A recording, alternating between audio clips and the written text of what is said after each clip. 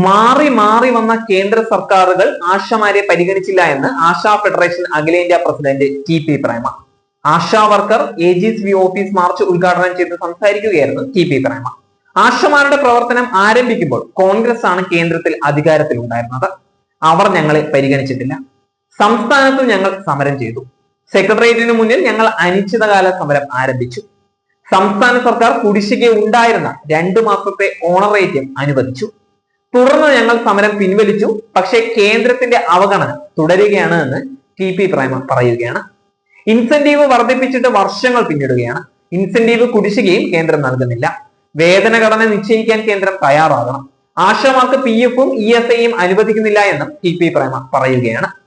ആശമാരുടെ ആവശ്യങ്ങൾക്കായി ശക്തമായ പോരാട്ടം നടത്തിയിട്ടുള്ളത് ഇടതുപക്ഷം തന്നെയാണ്. തെറ്റിദ്ധരിക്കപ്പെടുന്ന പ്രസ്താവനകളാണ് ഒരു വിഭാഗം ആശമാരെ സെക്രട്ടേറിയറ്റിന് മുന്നിലേക്ക് എത്തിച്ചതെന്നും അബദ്ധം മനസ്സിലാക്കി അവർ തിരിച്ചു വരുമെന്നും CPM കേന്ദ്ര കമ്മിറ്റി അംഗം CS സുജാത പറയുകയാണ്.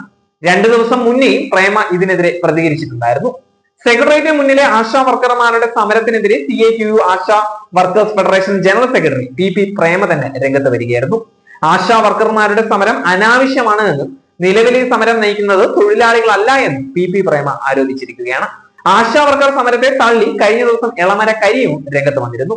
ഏതാനും ആശാ വർക്കർമാരെ തെറ്റിദ്ധരിപ്പിച്ച് നടത്തുന്ന സമരമാണ് സെക്രട്ടേറിയറ്റിന് മുന്നിൽ നടക്കുന്നത് എന്നായിരുന്നു എളമര കരി ദേശാഭിമാനിയിൽ എഴുതിയ ലേഖനത്തിൽ പറയുന്നുണ്ടായിരുന്നത്.